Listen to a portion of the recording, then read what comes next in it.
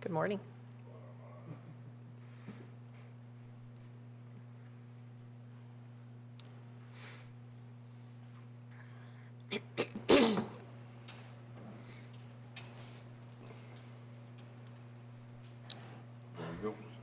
Alrighty. Good morning. I would like to call to order this meeting of the Fremont County Board of Commissioners. Please rise for the Pledge of Allegiance.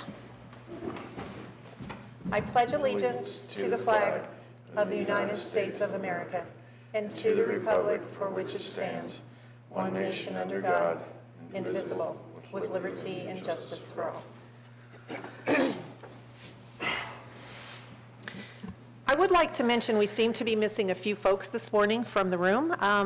We wanted to let you all know that out of an abundance of caution, we have some folks in this building who are currently at home quarantining. So the normal clerk staff will be missing the meeting today in person, but they will have the recording, so they will be preparing the minutes off of the recording. We do have some folks in unfamiliar roles today who are going to help us out. So I'm just going to ask you up front, please bear with us, and we will try to all get through it the very best that we can. So let's do roll call. Commissioner Bell? Present.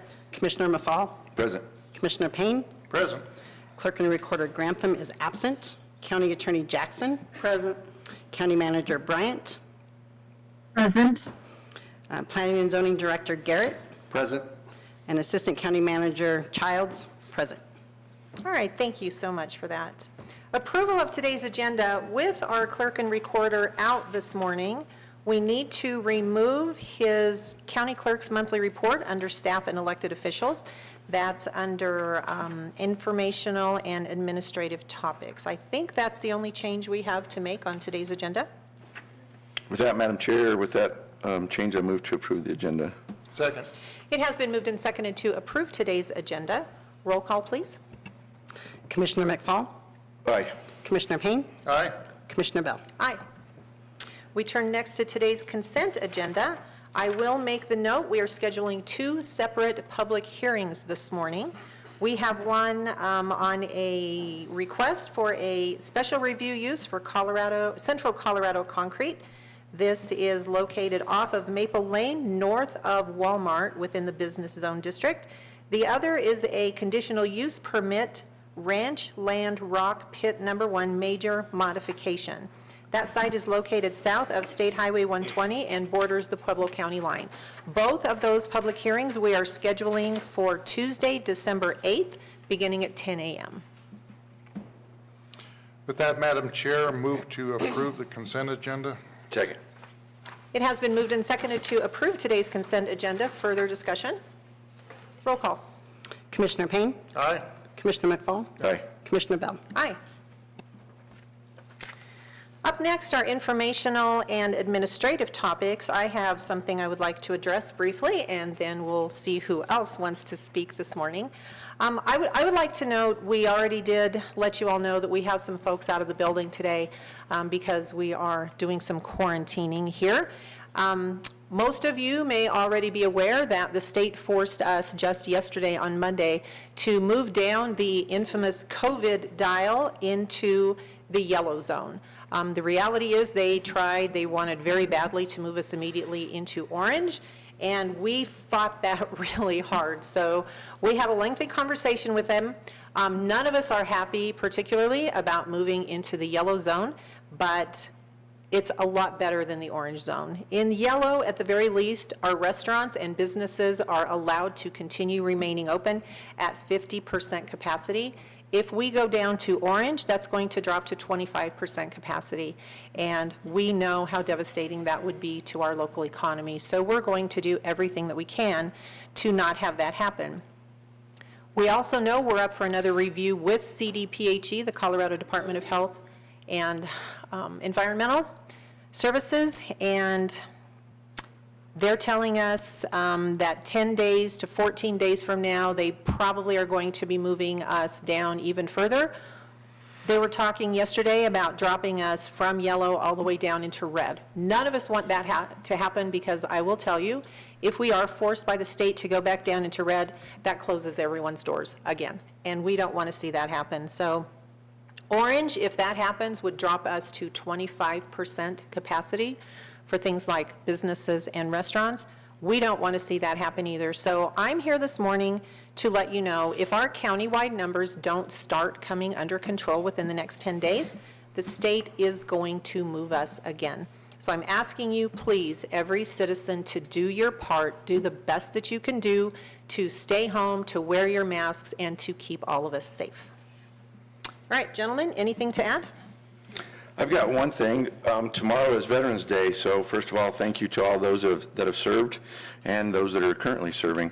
The county buildings, and I believe the city buildings, will also be closed on Veterans Day in observance of that. So again, thank you to all the veterans. Bit of good news. We have a new flow trail coming out of the Ecology Park heading north through the Recreation District property. And this was spearheaded by a young man, Mason Leonard. It's Caleb Leonard's son. Caleb works for BLM and also a member of the FAR group.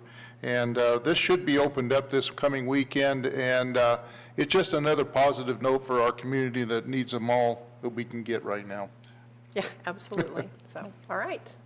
Anything else from anyone on the podium? Okay, let's move on. It's time now for citizens who may wish to address the commissioners on a matter not scheduled on today's agenda. I don't see anyone in the audience not scheduled. All right, let's move on. We have no old business for consideration today, so let's move right into new business. Item 1 is a resolution number 58 to suspend current fire restrictions. And we have with us this morning Fremont County Sheriff Alan Cooper. Good morning, Sheriff. Good morning. I think I'm on. Yes, I would like to move the county away from, can you hear me through this? You might take it You might off take because it it's off, probably yeah. muffled. It's got the carbon filter in it. I'd like to move us away from our current fire restrictions for Fremont County. The weather conditions are not ideal, but they're still better than they were a month ago. And if the commissioners do this, and I would still encourage people to practice good fire safety. If you're going to do some burning, let your local fire department know, and also have fire suppression tools handy in case things get out of hand. And if they do, please make the call sooner rather than later. All right, thank you so much for that, Sheriff. Gentlemen, conversation, discussion? Got a motion? Let's do a motion. I move to approve resolution number 58, which is suspending the fire restrictions for Fremont County. Second. It has been moved and seconded to approve Resolution 58, suspending fire restrictions. As you all may know, the sheriff typically comes before this board to ask either to put on a fire ban or to remove the fire ban, which is what we're doing today. In the meantime, when we have a fire ban on, it is completely up to the sheriff as to what degree we have a fire ban and which stage we are in. So with today's motions, we are completely lifting the fire ban, and as the sheriff noted, if you're going to be burning, please make those notifications and be prepared. Absolutely. Thank you. All right, anything else? Yeah, just one other note that BLM, Forest Service, and Canyon City Fire District all have went out of fire restrictions as well. So anyone in the county able to burn cautiously, burn carefully, do as everybody says, because the fuels are still out there and it's still very dry. So be cautious. And do it safely. Resolution number 58, is that correct? Yes. 58, yes. Okay. All right, anything else? Roll call. Commissioner McFall, Aye. Commissioner Payne, Aye. Commissioner Bell. Aye.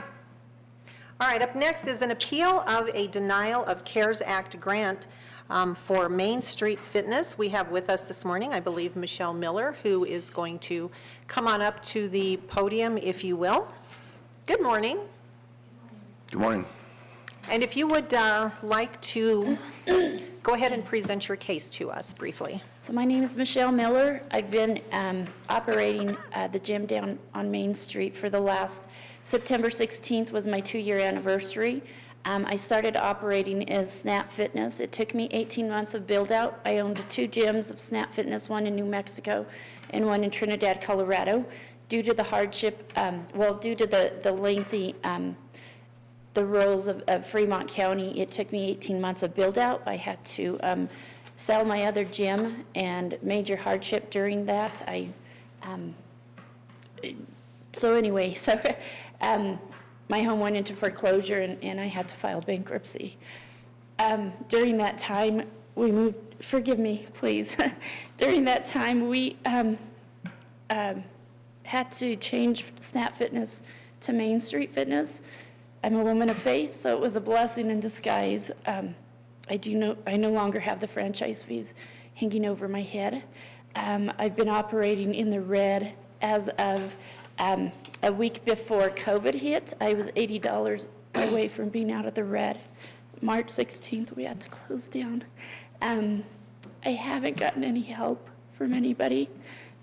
Forgive me. During the closeout, or during the shutdown, I've been pulling weeds and cleaning homes and things to stay afloat. As of last week, so I'm a little questionable. As of last week, we received an email from Miss Amy Jameson saying that we are now operating at 25% capacity, is what my understanding of the email was, but you stated otherwise. Gyms, I believe, are at 25%. Yes, And ma'am. that's throughout Fremont County. That's not just for you. Yes, ma'am. Okay. So as of right now, I printed up some business cards. I am now cleaning homes and commercial buildings. Mr. Greg Dorito has been a huge support for me. I don't know anybody here in Canyon City, and I believe that the man upstairs brought me here for a reason, but it's just been major hardship, and I know, the COVID is, no one could prevent that, or and that's the last thing that anybody wants to do right now is get a gym membership. And so our numbers, I've lost probably about 75%, or not 75% members, I've lost 75 members as of the shutdown. By the grace of God, we're staying open.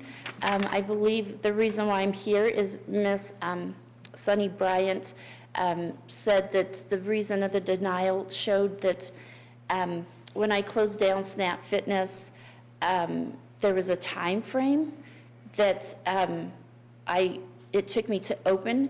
My bankruptcy attorney wrote her a letter saying that no, I advised Miss Miller to, once you pull down Snap Fitness sign, you put up Main Street Fitness the next day, which was May 6th, May 7th of 2019. Mr. Dorito advised me to get some letters of fact. At the time, I was renting from the late Mr. Lloyd and Miss Sherry Moore, not late, but and then I also presented some utility bills. So I've been in Fremont County, Canyon City, as of January 31st for 3 years now. My business has been open for 2 years as of September 16th, 2018. So I am asking, begging, that you reconsider the grant. It will help me catch up on my bills. As of last week with the big snowfall, I had surgery a couple of weeks ago. I didn't realize, somebody had shared with me that we had a light dusting of snow. Lo and behold, it was almost a foot. So I did have my roof cave in during that time due to the major snowstorm. It is an older building that we've redone things in there. What was the other day, I believe my gym members have been loyal. The other day, I received a couple of emails and asked from some of my gym members if I was okay. It took me a little bit to get back with them, but I did, and they were relieved because they thought that I was the business, God rest her soul, that committed suicide. It's been hard. On my block alone, I believe a restaurant has closed down, a dry cleaners has closed down, and another business. So I'm just doing anything I can to stay afloat right now, and I would greatly appreciate your help.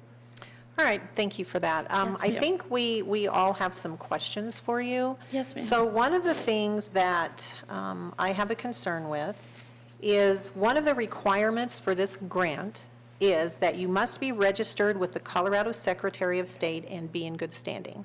And you currently are operating as Main Street Fitness? Yes, ma'am. Is that correct? Yes, ma'am. So according to a search on the Secretary of State's website, they show that Main Street Fitness 24/7 LLC is currently not in good standing with the Secretary of State.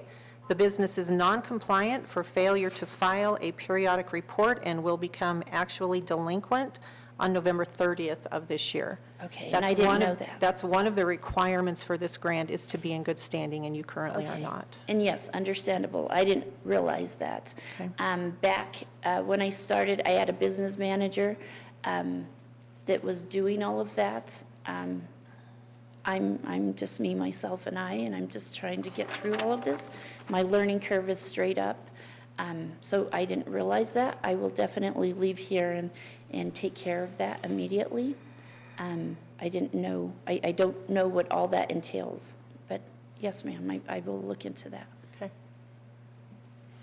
Another point here to make is that these funds are available, and we're trying to help every business we can. Don't get us wrong. Yes, sir. We want every business to survive. As Commissioner Bell mentioned a minute ago, we had a very strong conversation with Colorado Department of Health yesterday because they want to shut our businesses down, and we're fighting for every single one of them because it's ridiculous. Thank you, I appreciate that. So we want to do that.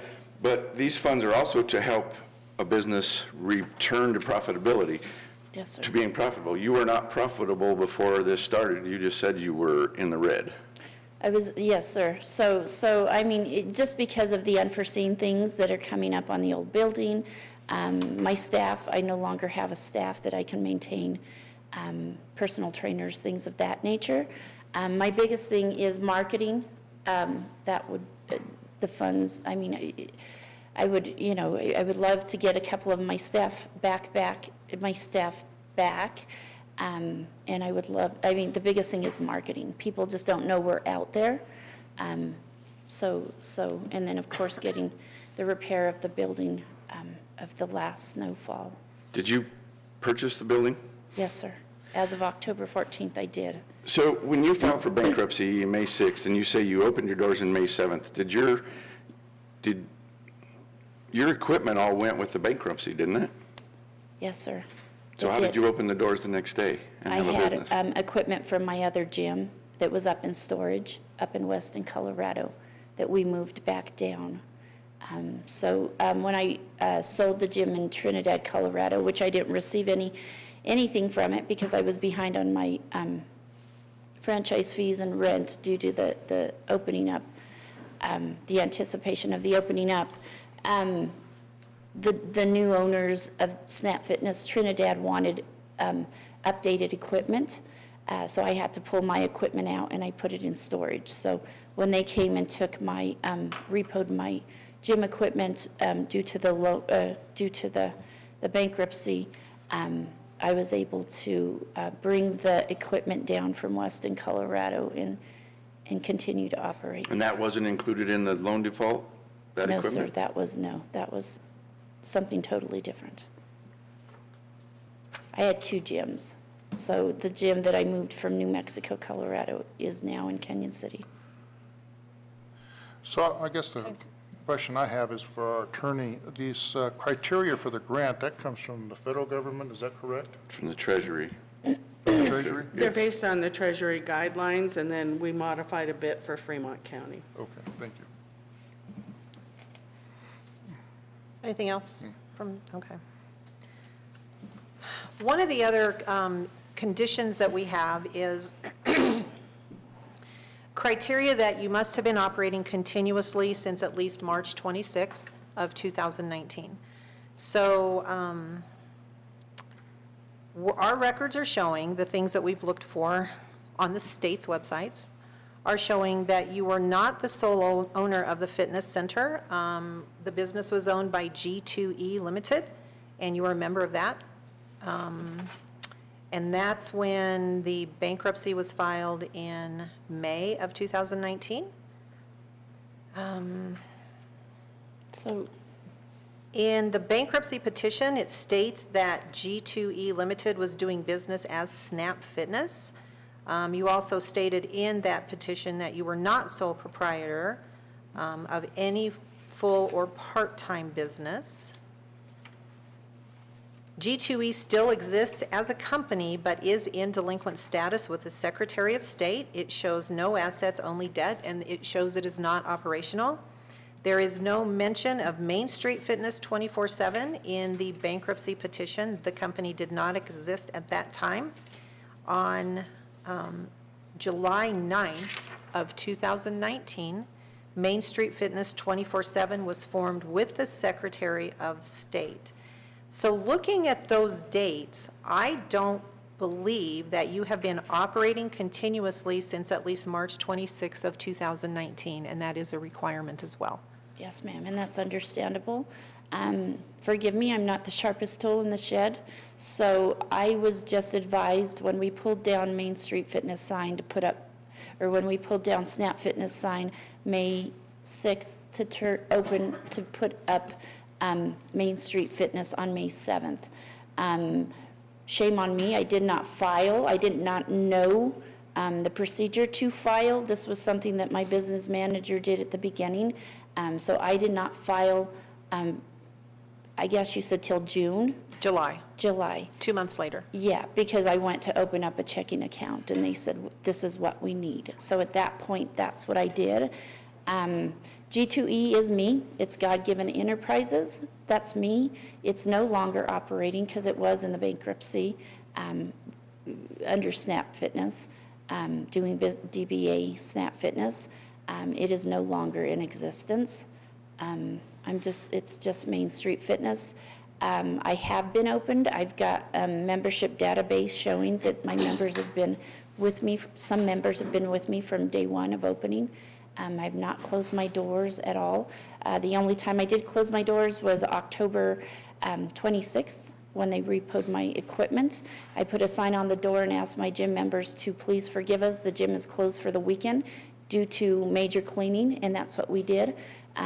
It was empty for a day, and then we brought in, they came in and pulled out their equipment, and the next day we put the other equipment in and did some major cleaning and opened the next day.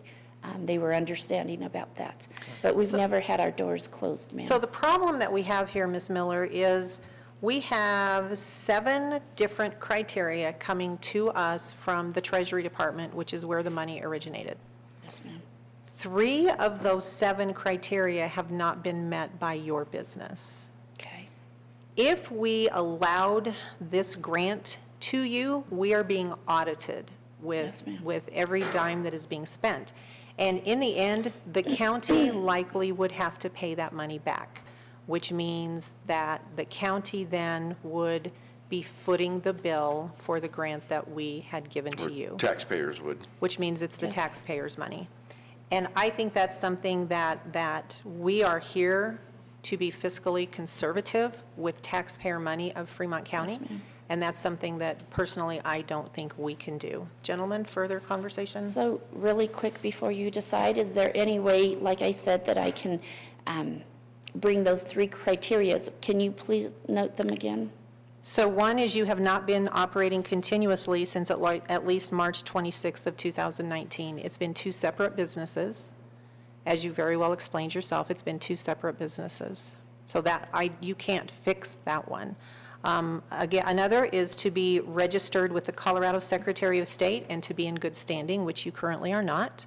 And the final one is to demonstrate how funds will help you return to profitability. And yet you've stood here and told us that you have not been profitable and that you're hoping to get there. So if you haven't been there, that's not a place you can return back to. Right, well, and we're still afloat. So, obviously, we are bringing in income, and there's locals that are being faithful. And as last night, I signed up 2 members. So people are still coming in. It's just, I'm not, closing down and not having that income for almost 3 months. We were still able to stay afloat. So I guess, being profitable, I guess on my scale would be, being able to have some kind of reserves. But we are being. This is a quote from your deal. 1 week before my shutdown of COVID-19, I was $80 away from operating my business out of the red. Yes, Yes, sir. So it's not profitable. Yes, you're bringing in money, but it's not a profitable business. That's what the point of that is. Okay. Further conversation, questions, discussion? Madam Chair, make a motion. I move to uphold the original decision by County Manager Sonny Bryant on this CARES Act grant submittal. Second. It has been moved and seconded to uphold County Manager Sonny Bryant's decision to deny CARES Act grant submittal for Main Street Fitness. I would like to say to you, we truly do wish you all the best. Thank you, I ma'am. hope you can understand the position that we are in, dealing with taxpayer money, and that's our job. That's why we are hired by those same citizens of Fremont County, is to take care of the county. Yes, ma'am. So we wish you the very, very best, Thank you, but ma'am. unfortunately, this isn't going to work out for you, so. Thank you, folks. So I want to echo that, but I just keep in mind that we've held every business to these same criteria that are mandated on us from the federal government. Yes, sir. We're not singling any person out. Like I said, we want to give as much money as we can away, because that's Absolutely. what we need to do to keep our businesses going. And unfortunately, in this case, we can't. Okay. All right, thank you. Anything else? Thank you. Roll call? Commissioner Payne, Aye. Commissioner McFall, Aye. Commissioner Bill. Aye. Thanks for being here with us today. Next item under new business is to award a bid for the Pathfinder Park Community Center project, and we do have with us this morning Sonny Bryant, our county manager. Hi, Sonny. Good morning. Morning. So I appreciate being able to join remotely. We did receive 3 bids for the Pathfinder Park Community Center. The lowest bid came in from Farrington Construction, and that bid amount was $2,805,041. We have worked with them and have seen a decrease based on the value engineering is what they call it, of $167,000 to get that bid down. So some of the things that they changed was they reduced the parking lot size, they've changed some of the lighting areas and different items. So we brought that bid down by $167,000. And then they've actually added some add alternates, which include items such as the water tap, the sewer tap, getting in a fire line. We're working with them to try to come up with a commercial kitchen that will meet the needs of the county and future use. And so the add alternates of that are $815,287. And so our recommendation today is to award the bid to Farrington Construction as outlined in those numbers and allow them to move forward with the community center. So we do have a grant from DOLA for $1 million that will go towards this project. We have allocated up to $700,000 from our conservation trust funds. We have the 4-H Foundation, which is contributing $500,000. And then we have the county has a sales and use tax fund that has been set up in the past that those funds can only be used for repayment of certificates of participation and for future capital projects. And so that fund has plenty of fund reserves in there to basically make up the difference that would need to meet what the other revenues coming in and this bid amount. All right, Sonny, thank you so much for that report. I think you actually answered all the questions that I had. There may be some further discussion. Gentlemen? I don't have any further discussion. I do want to thank you, though, Sonny, for the work that you've put in on this. I know we took off with this a year or two ago and really started pushing this building, got a grant, and been tremendous help with that grant, getting that grant, obtaining that grant. We got it, and we're moving ahead with this building. We've got a I guess, prototype of the building or a drawing of the building, how it's going to be. It's going to be pretty amazing out there, and I'm ready to move forward. And unless Commissioner Payne has any more discussion, I have a motion. Go ahead. All right. I move to approve the bid to Farrington Construction Management for $2,805,041 for the bid with the add-ons not to exceed $3,620,328. Second. I'm showing the total project cost not to exceed $3,453,328. That's a different number than you're looking at. Yeah, that you took, that's with these out of here. With the value engineering added. Commissioner Bell, you are accurate. It That is is the correct. 3 million. So that, Yes. the not to exceed would be $3,453,328. Thank you. All right, thank I was you. on the wrong line. Okay. Yes. Second. And you second that? Okay. One thing I would like to say before we do a roll call is we're really excited about working with Farrington Construction Management for this project. They have talked about working with as many local contractors as they possibly can. That's really important to us as Fremont County Commissioners because a lot of this is taxpayer money, regardless of the source and where it's coming from.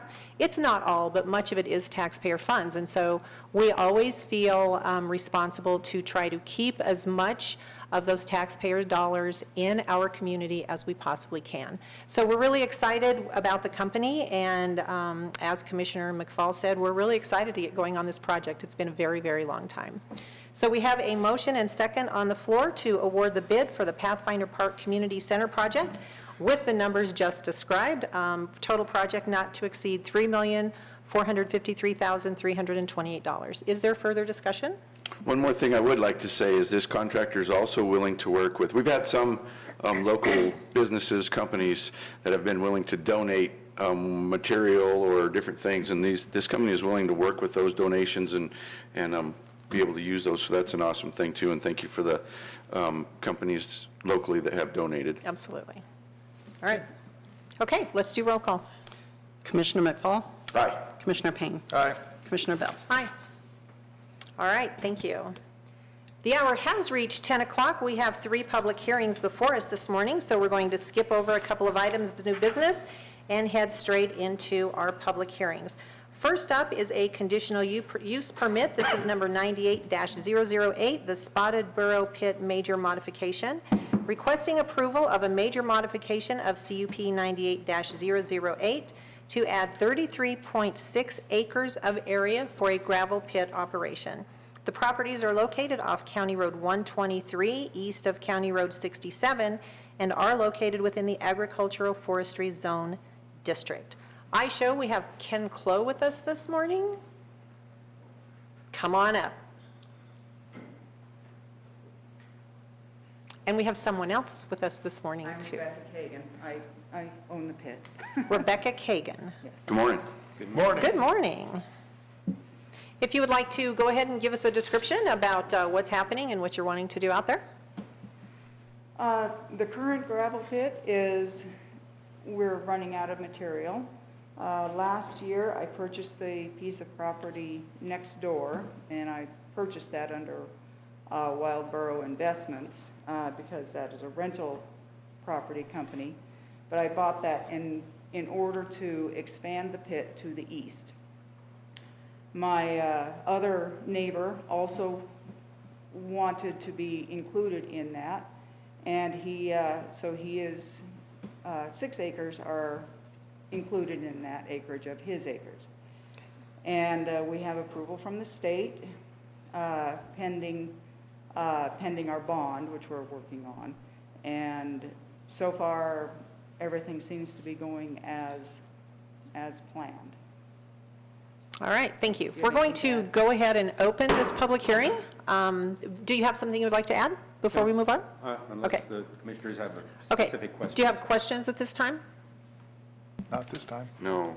All right, let's turn to Planning and Zoning Director Sean Garrett for a staff report. Good morning, Sean. Good morning. Morning. The department has reviewed the application and finds that the regulatory requirements will be satisfied by the application. There are 2 contingency items. The first is some minor changes to the site plan, which is adding the building heights, and the other is a copy of the Colorado Division of Reclamation, Mining, and Safety Permit, which is in process. There is 2 waiver requests. The first is for the hard surfacing of the parking area. The other is the landscaping of the park area.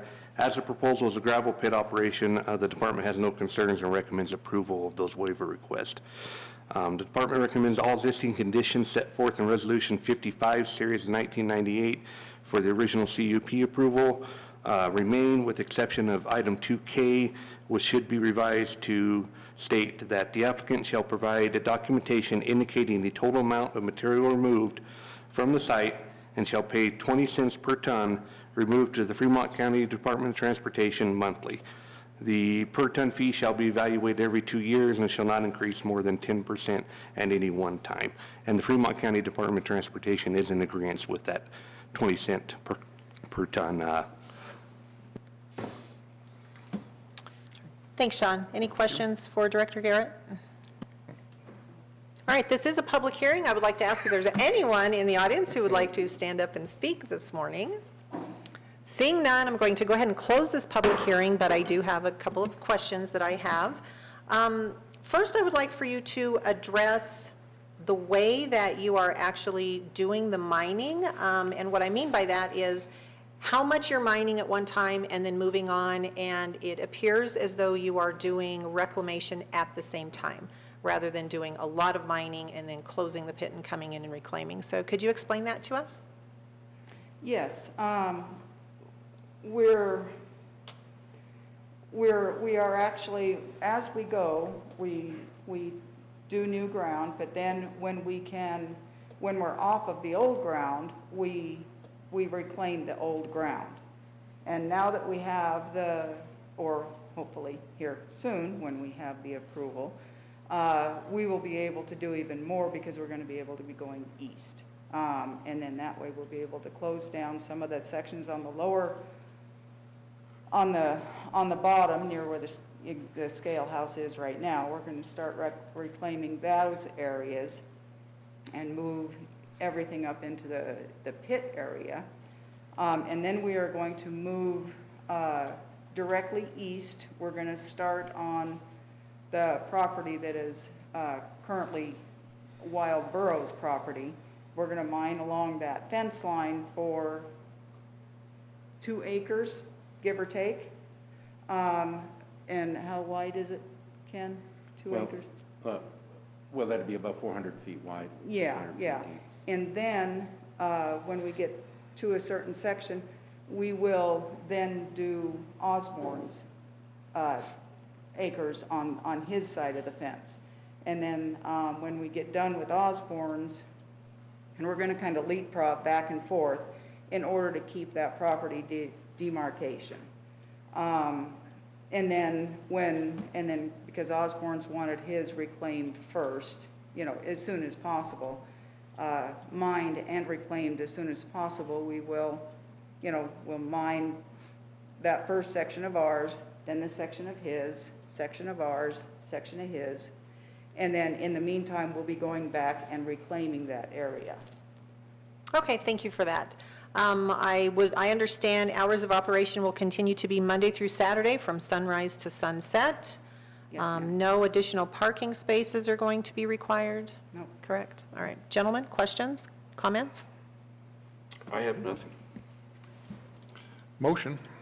I'm prepared to accept a motion. Madam Chair, I move to approve conditional use permit 98-008 Spotted Burrow Pit major modification with the 2 contingency items that was explained by Sean. Could you just mention those again? Okay, minor revisions to the site plan, and number 2 is a copy of the DRMS permit. Okay. And also with the motion is the 2 waiver requests, hard surfacing of the parking area, landscaping of the surface area. And does this include assigning resolution number 60? Is it It's going to be number 59. 59? Okay. Okay. Second. All right, it has been moved and seconded to approve CUP 98-008, major modification for Spotted Burrow Pit. This does include the 2 contingencies, minor revisions to the site plan, and copy of the DRMS permit, as well as waiver requests for hard surfacing of the parking area and landscaping of the surface area. This will be resolution number 59. Further discussion? Roll call. Commissioner Payne? Aye. Commissioner McFall? Aye. Commissioner Bell? Aye. All Thank right. you, guys. Thank you so much. Thank you Thank very you. much. Appreciate it.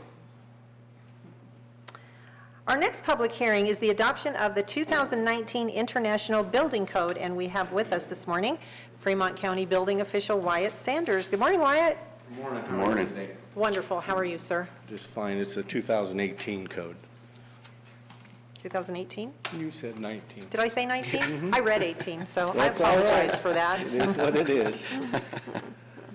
Over the past 12 years, that's 4 building cycles, Fremont County has been enforcing the 2006 International Building Code. Today, before you, we want to discuss the adoption of a newer code, the 2018 International Building Code, the International Residential Code, and the International Energy Conservation Code, along with the amendments, additions, and deletions as referenced in these exhibits A and B. Some of the things that have been changed, I'll review them with you. I'm not going to go over the whole code naturally. Please don't. I don't think any of us It would have take time us for that. hours. Yes. I'll send a copy home with you for reading. Light reading. Under work exempt for permits, it's the agricultural buildings. We've made it to where it further defines the definition of agricultural buildings, which allows the building official to make the determination of the proposed building conforms to Fremont County regulations. The code reads agricultural buildings and/or structures which are directly associated with agricultural use and are constructed with the property on a property which has received agricultural declaration status to the Fremont County Assessor's Office. Such buildings and/or structures are to be used solely for providing shelter for agricultural implements, farm products, livestock, or poultry, and shall not contain mixed uses. Prior to the proposal, erection, construction, reconstruction, alteration, or remodel of such building, the owner and/or contractor shall submit application to the building official for review in order to determine if the buildings or structures fully conform to the regulations and restrictions of the Fremont County Building Code and the Fremont County Zoning Code. For an example, if you have recreational horses that are just a pastime, this would not comply as an agricultural building. If you're storing hay in a building for your horses or whatever, okay, or cattle, then that would comply as one. If in fact you're storing hay and you have a restroom facility, a kitchen, a sleeping area, or something within this building, it would not classify as an agricultural building. That would make it residential, correct? Yes. Okay. And then under work exempt for permits, another thing that has changed from the 2006 code is solid fences over 7 feet, not over 7 feet are exempt. The previous requirement was 6 feet, and this also includes wire or wrought iron fences that are more than 50% open. Then under expiration of building permits, the expiration of the building permits, the code on the building permits will expire 1 year from the date of issuance and become invalid. Okay. Demolition permits expire 180 days, and re-roofing permits expire 90 days from the date of issuance. A renewal, you can renew these permits that have expired after 1 year, provided that the request comes from the permit holder along with the required renewal fee submitted to the building department prior to the expiration of the active permit. And no permit may be renewed more than once. Demolition permits, re-roofing permits, and manufactured home placement permits cannot be renewed. Okay. You can request an extended time after the renewal period, which is eligible if you present an application for a new permit for a fee which is equal to half the original permit fee. This is less any other expenses that were tacked onto the original permit. and you can renew that under the provisions that I gave you up in the first section. The expired permit, okay? Any permit which is expired, okay, longer than 90 days will be eligible for application for a new permit for a fee which is equal to half the original permit fee. For instance, if you had a permit and you renewed it, for the renewal, the fee would be $48, okay? If you let this permit expire longer than 90 days, you come back to us and it's going to be half the original permit fee. Under climate and geographical design criteria, the roof snow load varies according to elevations, and that is specified on Exhibit B in the resolution and the amendments. The wind speed is 90 miles per hour, 3-second gusts. These haven't changed. The seismic category is, the design seismic category is B. This has to do with the expected ground shaking. I hope we don't shake too much. Hopefully not. We hope not as well. We'd like to keep it down as much as possible. The frost depth remains at 27 inches minimum. One of the things that has changed is the ice barrier underlayment is required now. Over the period of years, we have done numerous roof inspections. When we've inspected those, we've had a history of ice damming in our areas, some in certain areas of the county more than others. But it all has to do mainly on the north side of the house where they have rain gutters and the ice or the water, the snow starts to melt. At night it freezes and it starts to back up the water and it starts to damage mainly on the eaves, the valleys, and the rakes of the roof. So we are requiring that. In section R302.13, there is a requirement that is in the code for fire protection for exposed floors. The floor assembly shall be protected with a 1/2-inch drywall, 5/8-inch wood structural panel, or equivalent to the underside of the floor framing member. The exceptions of this is floor assemblies located directly over a space protected by an automatic sprinkler system.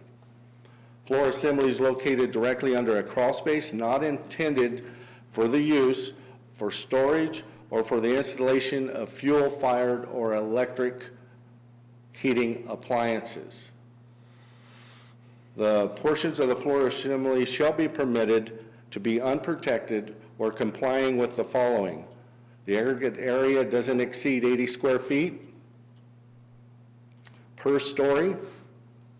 The fire blocking in accordance with section 302.11.1 is installed along the perimeter. For instance, if you had a little storage area in the basement or something and you had an exposed floor, as long as it doesn't exceed a 10-by-8 room or 80 square feet of area up above, then you could take and fire block around the perimeter, so these walls would extend into the floor diaphragm, closing off all the other floor cavities, and they would allow that.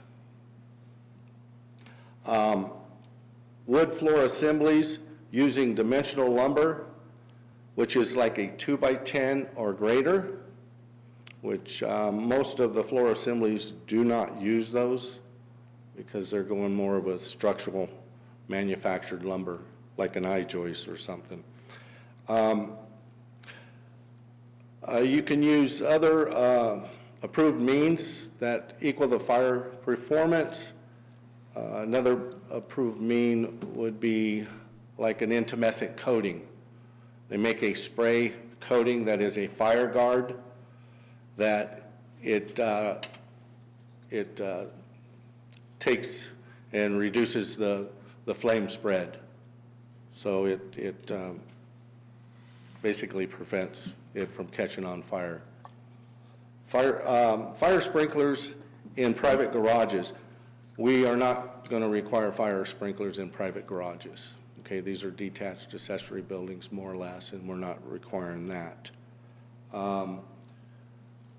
We have amended the section 313.1. This section is amended to require fire sprinklers in 4 or more unit townhouses, okay? So once you achieve that 4, then the fire sprinklers will kick in.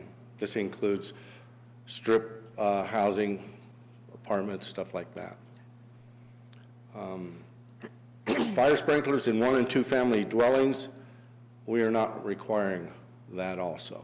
I think a lot of builders and homeowners will be happy to hear that. Yeah. I know that was going to be a big sticking Yeah, point. it was a big issue, and it creates, I know the fire department's not happy with it, but it creates such a burden on, and not necessarily contractors, the cost always is passed on to the client, so. Well, I think in one of the big problems of that, of the homes we have out west, especially where they run on a cistern or a well. Correct. You run into a huge problem trying to charge a fire sprinkler system, and Yeah, you would probably have to put a 20,000 gallon Yeah. cistern, and that would probably last at, usually a fire sprinkler system within a dwelling pumps 7 to 8 gallons a minute. yeah, so it wouldn't last long. You might have it 20 minutes or 30 minutes, and it's going to take about an hour for the fire department to show up in a lot of those areas. Yep. So. Okay. Section 327.31 defines the stationary battery storage and the location of where it can be stored. Basically, a lot of these solar panels and stuff like that, they require, if they're off-grid, they require battery storage, or they store the energy within the batteries for nighttime. So this will define where it can be located, and this section will define how the requirements for ventilation and separation requirements.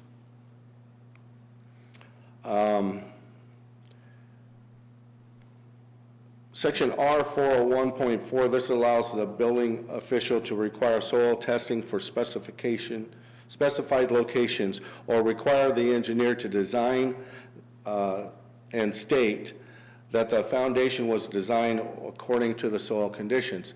There's a lot of, not a lot, I should say, there's certain subdivisions that require soil testing. Fremont County does not require soil testing. We require an engineer to design the foundation. If in fact we encounter an area, we're going to leave it up to the engineer to state that he designed this foundation according to site-specific soil conditions.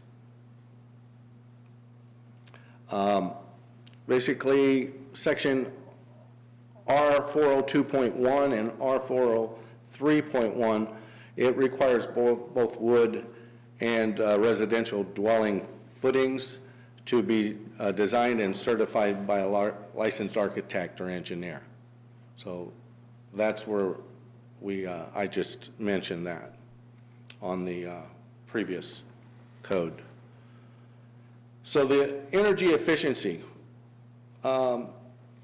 This basically, they require, the 2018 code requires blower door testing and certain testings within the dwelling unit.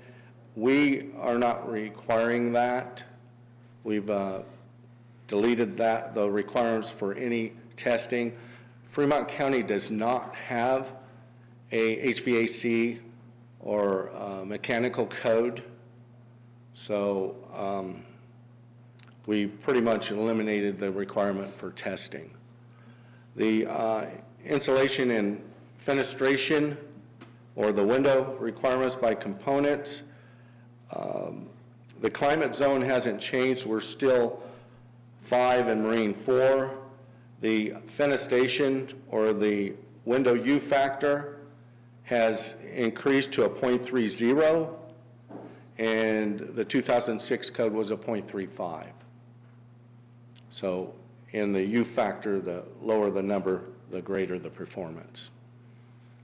The skylight U factor has gone from a .60, and this current code requires a .55. The glazed fenestation, it's not required, that was the same. The ceiling R value has increased. In 2006, it was a R38. This code is requiring an R49. The wood frame wall R value has increased from a 19 in 2006 to an R20.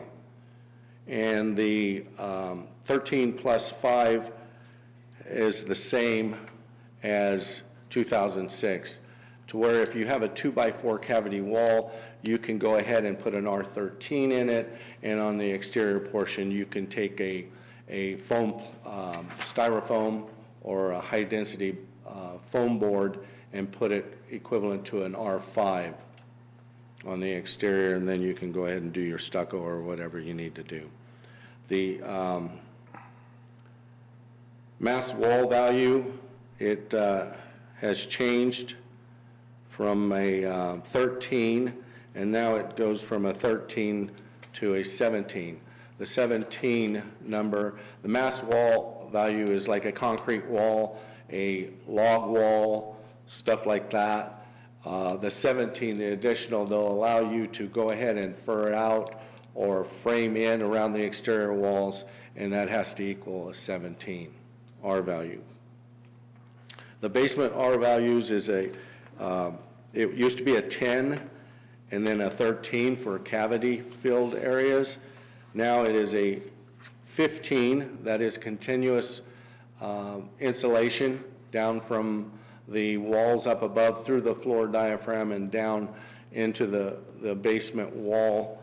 And usually they'll use a blanket type insulation for that. If they decide to fur out the walls and make rooms and stuff, then that is going to require a 19. The slab R values, they haven't changed. It's an R10 down 2 foot in depth. And the crawl space wall value has changed, similar to the basement wall values. So, with all that said, together with the amendments, additions, deletions, as noted in Exhibits A and B, and to take into consideration the public health, safety, morals, and general welfare, and the safety, protection, and sanitation of dwellings, buildings, and structures within the county, as the building official for Fremont County, I recommend the adoption of the 2018 International Building Code, the 2018 International Residential Code, and the 2018 International Energy Conservation Code to become the building code for the unincorporated areas of Fremont County. All right, Wyatt, thank you so much for that. I'm going to go ahead and open this and ask, I'm pretty sure I know the answer, but do we have anyone in the audience who would like to stand and speak at this public hearing? Anyone? All right, we're going to go ahead and close the public hearing. I do have a question for you, sir. I believe the conversation has been ongoing with our larger cities here, both Canyon City and Florence, about a similar move to the 2018 code. Is that correct? Are they working on this, or have they already done this? I haven't been in communication with Florence, but we have been working pretty much hand in hand with Canyon City.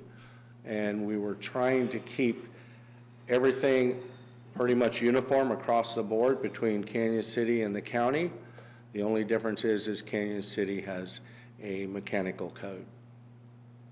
Okay, and this would, if approved today, would become effective January 1st of 2021, is that correct? That is correct. All right. Gentlemen, questions, discussion? No, I guess so. You had a lot of conversations with contractors for quite a while, going over all this stuff too. So this is not a shock to most of the contractors. And I know Mike before you and then you have put a lot of time into this. So I think there was a lot of worry, as you mentioned earlier, about the sprinklers and that type of stuff. And I know that the fire chief would prefer them, but there's a lot of factors that don't make them quite right for most of Fremont County. So I appreciate all the work you've done to put into this, though. And getting with all the contractors so that they had input as well, and it makes it much easier to change when they have input. It does. Thank you. So yeah, I second that. Thanks for everything. I third it. Thank you. All that work that you've done. And ever since I was on the Board of Appeals some 10 years ago, and we had the 2006, there's been talk of upgrading that and modifying it. And so I think this is a good way to go about it with the 2018 International Building Code. So again, thank you for your work on that. Yeah, it also will improve our ISO rating, our insurance services rating. Right now, we're not doing too well. And that's something that can affect everyone in Fremont County. It can. I don't know what the percentage off on insurance is. You know, it has to do with the building code and the effectiveness and the safety of the buildings that are being built today. I have spoken, we've basically lost our status because of the 2006 code. It goes from a 10 to a 1 being the greatest, and I doubt very seriously if there's too many people that probably get into that 4 range. But we're ranked at 10. I had conversations with them a couple months ago. I believe in October. I'm dealing with that right now. As soon as, if you agree to adopt this code, I will send them over a copy. And they froze our rating for a period of 6 months, so before January. It would have came in effect January 1st, so as long as we do something and I send them this stuff by June of next year, which we'll send it sooner, they will review our rating and give us a different rating. All right, thank you. Do we need a resolution number? Yeah, on I this? just started to say this will be resolution number 60. Okay. And your chair is prepared to accept a motion. I have a motion. I do have a question for Ms. Jackson first, though. Do Sure. we, so the International Building Code, the Residential Code, and the Energy Conservation Code, do I need to do all of those within the motion? You need to mention all of them in the Okay. motion because we're adopting all 3 codes. Okay. So, Madam Chair, I move to approve the adoption of the 2018 International Building Code, the 2018 International Residential Code, and the 2018 International Energy Conservation Code to become the building code of the unincorporated areas of Fremont County, effective January 1st, 2021. Second. All right, it has been moved and seconded to adopt the 2018 International Building Code, Residential Code, and Energy Conservation Code to become effective January 1st of 2021. And this is resolution number 60. Further discussion? Roll call. Commissioner McFall? Aye. Commissioner Payne? Aye. Commissioner Bell? Aye. All right, thank you Thanks, so Wyatt. much for being here this morning, Wyatt. Thanks for all your hard work on that. We do have one final public hearing for this morning. This one is the proposed 2021 Fremont County budget, and we have again with us Sonny Bryant, our county manager, who also acts as our finance manager. So Sonny's going to make this presentation. I don't think we're going to have anyone stand and speak. I could be wrong, but we're going to go ahead and open this public hearing. So, all right, Sonny, we're going to turn it over to you. All right, thank you. So just to clarify, can you all see the presentation on the screen? Yes. Yes, we can. Perfect. Okay, so I will go through this. So the 2021 budget strategy is very similar to prior years. So our strategy is to continue to provide quality services to Fremont County citizens, provide a fiscally responsible county budget, preserve county assets, maintain fund balance, and address the increased request and increased expenses that we continue to see. So some significant issues that we will be facing or having to get through in 2021. So we are projecting an increase of less than 1% in the assessed value from the 2019 assessment. So what that means is we're estimating an increase in revenue of $19,631 in general fund, $2,950 in the Department of Transportation, $9,373 in the Department of Human Services, and $1,114 in the airport. So we are projecting a retail sales tax to remain flat from 2020, and I'll get a little bit more in depth in that here in a few slides. We are projecting auto use tax collections to increase slightly from the 2020 budget, and we are projecting construction use tax to increase slightly from the 2020 budget.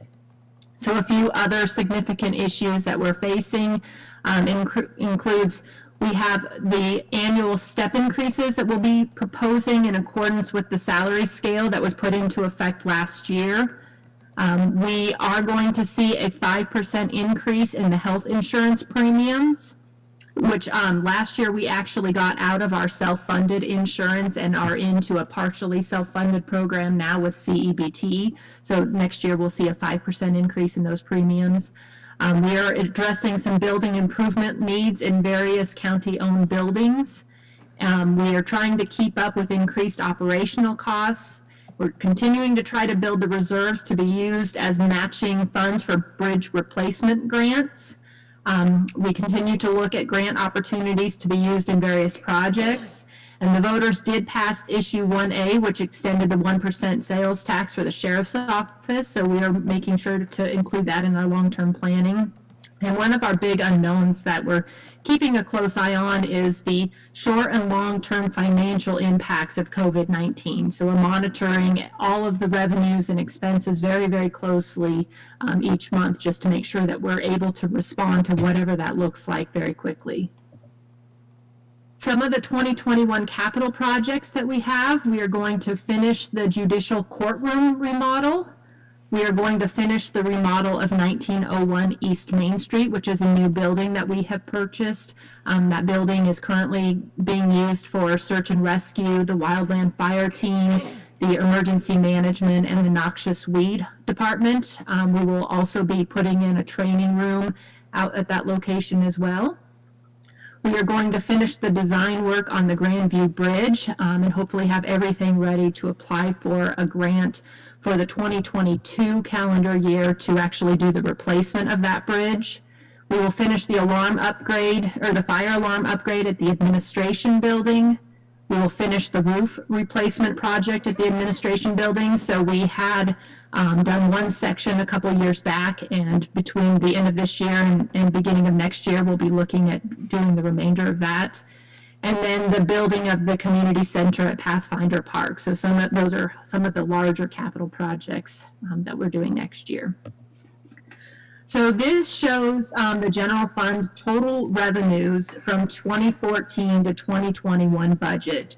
So you can see just the increase over time. We actually have seen a substantial increase from 2019 to 2020 estimate, and that is mostly coming in from sales tax numbers. We have seen a pretty large increase in our sales tax revenues.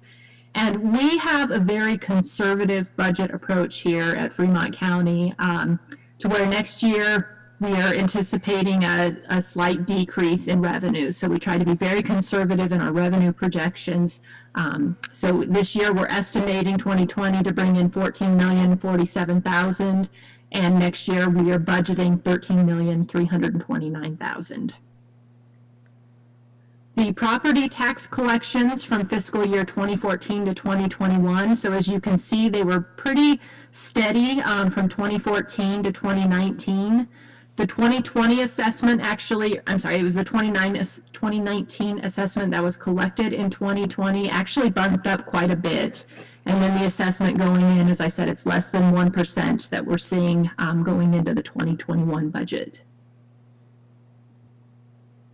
The retail sales tax from 2014 to 2021, as you can see, from 2014 to 2018, we saw slight increases. 2019, that number went up, and then we've seen a pretty large jump in 2020. And as I indicated in a prior slide, we are budgeting for that to remain flat going into 2021, and we'll be monitoring that every single month just to ensure that if those numbers do come in below what we are budgeting, we have plenty of time to respond and make some changes that we need. The auto use tax collections, you can see in 2014, we were at 870,000, and we've seen slight increases over time. And actually, it looks like my slide is off. So the 2019 numbers actually were a little bit higher than the 1,204,000. and you can see the 2020 estimated. We did see a decrease over time with the COVID-19 closure, but as Clerk Grantham has reported in prior meetings, his office has been very busy, and so those numbers are coming in where we had anticipated according to budget. And so we're budgeting just a slight increase for the 2021 budget. And then construction use tax, as you can see, over time we saw a pretty large increase, 2016 to 2017, and then it's continued to climb after that. So in 2021, we're budgeting $376,000, which I still think is incredibly conservative. And then this slide just shows the beginning fund balance in some of our larger funds from 2016 to 2021. So one of our big goals throughout the county is to really keep an eye on and preserve those fund balances. We want to make sure that we are preparing for, any events that we have to actually go through that and use some of these funds. And so I'm very proud of all of our departments, elected officials, and everybody, the commissioners, everybody that's involved in this process, because I think everybody has done what they can to make sure we're maintaining these fund balances. So this slide just shows the proposed budget. So it's just a snapshot of what we're projecting the beginning balance for 2021 to be, the estimated or the budgeted revenues coming in, the budgeted expenditures, and then the estimated ending balance. So as I indicated in one of the prior slides, we do have quite a few capital projects that we're doing next year, and some of those projects are going to dip into some of these various fund balances, which is exactly one of the reasons we're saving for some of those and building fund balances is to use towards capital projects. So I think we're being very conservative and doing well financially. So this slide just shows where the money comes from. So you can see that the largest percentage of funds comes from intergovernmental revenues, and those include the DHS revenues coming in that they receive through the state from the federal government. It includes some of the PILT money coming in. It includes our highway user taxes. Those are the kind of things that are in intergovernmental revenues. And then the sales and use tax is the second largest percentage, so that's 28% of the total revenues coming into the county, with property taxes and internal transfers being below that, and then you can see some of the other items. And then the expenses going out, so the general fund makes up 27% of the total county budget. The sheriff's fund is 23%. The Department of Human Services is 17%. Department of Transportation is 9%. And then it shows Department of Health, the airport fund, and then the other funds are below that. And so some of those other funds include the lodging tax. They include some of our capital funds and those items. So the next steps for our budget process, so the budget will be finalized and presented to the commissioners at a special meeting that will be scheduled on December 17th, 2020 for adoption. The proposed budget is posted on the county's website at www.fremontco.com. And there is a paper copy that is available for review in the administration department, which is at 615 Macon Avenue in room 106. If anybody has any questions, feel free to reach out to me. I would love to answer them for you. If there's any information that you need or something that doesn't make sense, I'd be happy to answer that. So that's all I have for the formal presentation, and I would be happy to answer any questions. Sunny, thank you so very much. I second your earlier comments about thanking all of those folks who have worked so hard in our departments, our other elected officials, in working on this budget and putting together all of these numbers. It's a huge task. It has to be a joint venture, and yet Sunny is the one who ends up rolling it all up together and creating the presentation and making things work between one budget and another. So Sunny, thank you to you and to everyone else who has worked on this. I have no questions or further discussion. Gentlemen, do you have anything for Sunny at this time? I do not, just thank you, Sunny.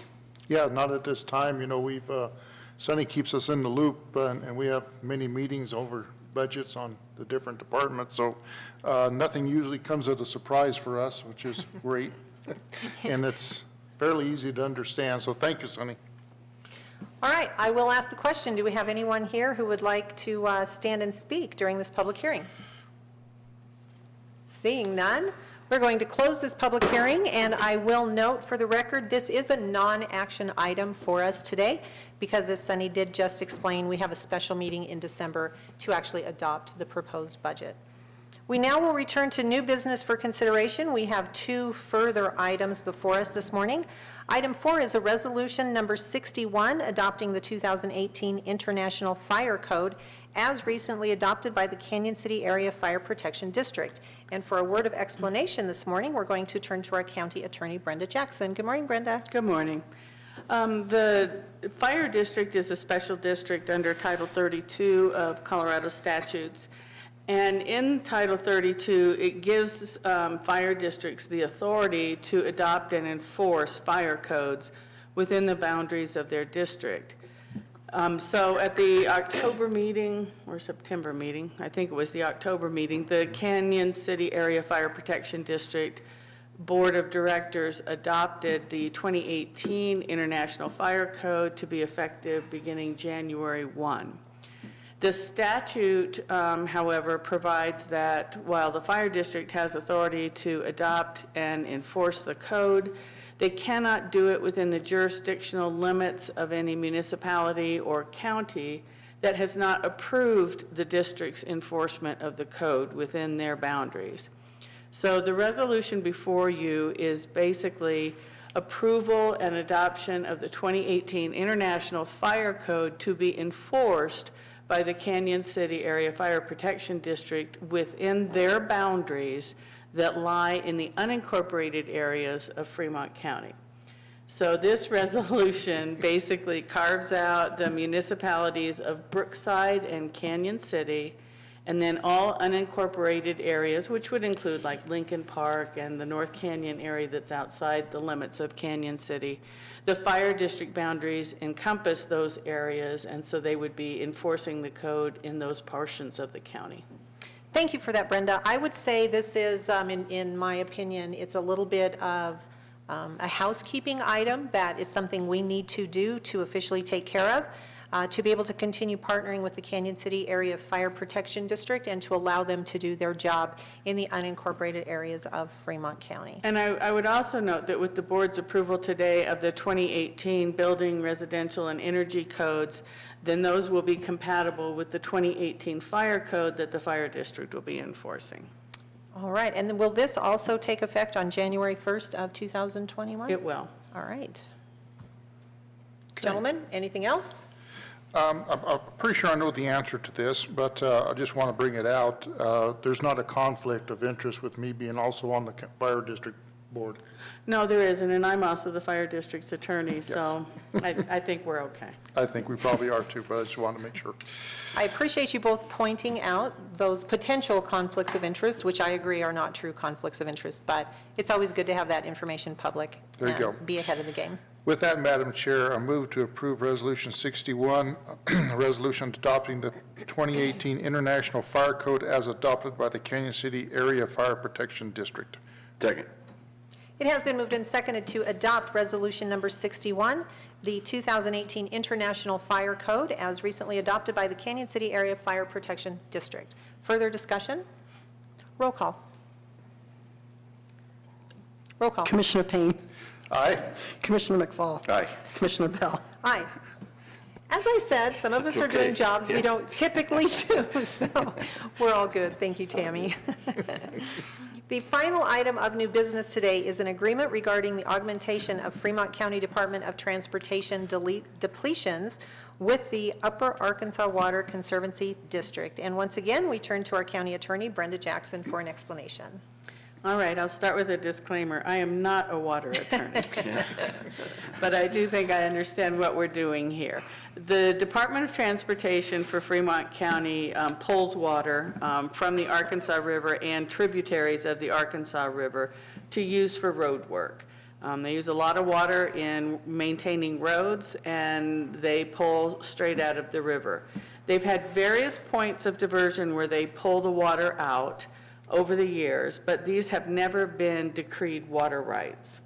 So legally, you can't pull water that you don't own or don't have a right to use.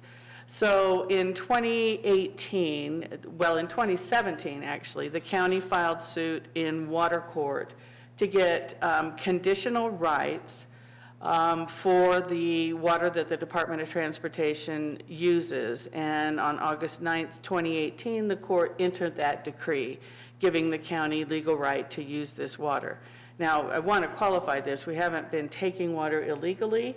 We have been leasing the water from the Upper Arkansas Water Conservancy District. So we buy their water, but we're still pulling it. We wanted to get it decreed for Fremont County.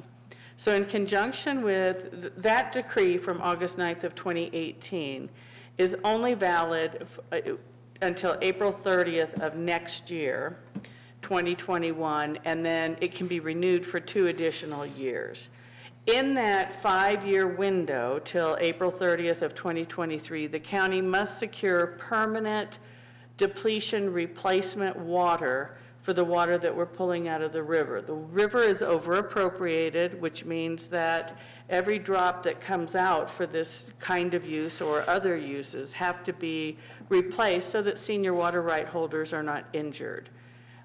So in order to prevent injury to that, we are looking at entering into this agreement with the Upper Arkansas Water Conservancy District. They will include the county's diversion points in their pending augmentation plan, which is a fancy way of saying they will get our water rights decreed to be permanent, but it's a cooperative agreement between Fremont County and the Upper Ark Water Conservancy District.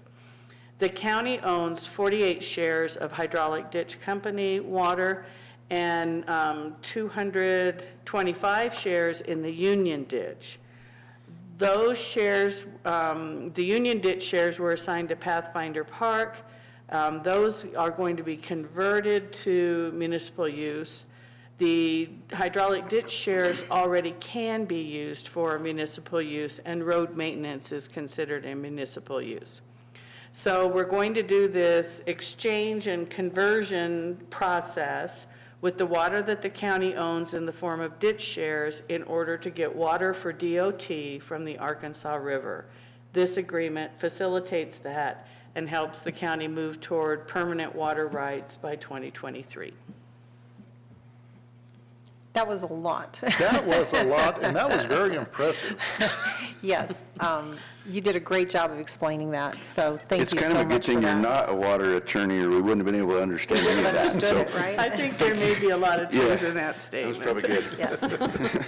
I think for me, maybe the words that you used, saying this is an exchange and conversion process, I think that kind of encompasses the entire reason that we're looking at making this agreement today.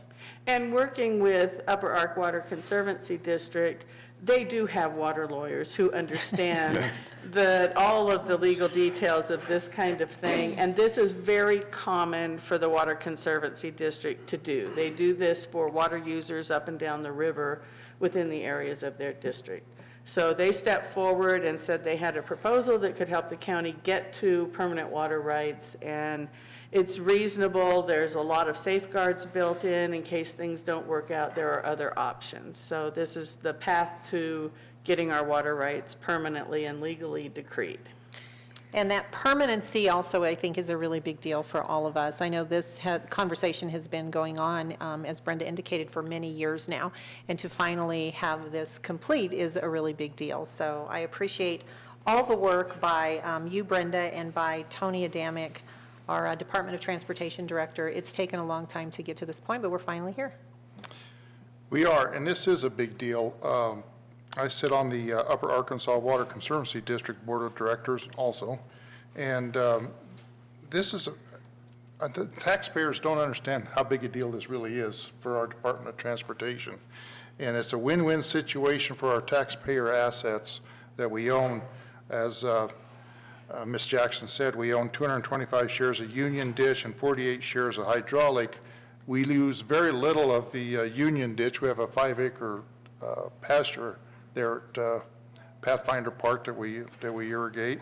And 48 shares of hydraulic is where the Sheriff's Department now sits. It used to be a field. And so these aren't being used, so now we can use them basically for our Department of Transportation. So this is a win-win situation. With that, Madam Chair, I move to approve this agreement regarding the augmentation of the Fremont County Department of Transportation with the Upper Arkansas Water Conservancy District. Second. All right, it has been moved and seconded to approve this agreement regarding augmentation of Fremont County Department of Transportation depletions with the Upper Arkansas Water Conservancy District. Is there further conversation? Roll call. Commissioner Payne. Aye. Commissioner McFall. Aye. Commissioner Bell. Aye. All right, with that, we have no further business to come before this board. We are adjourned.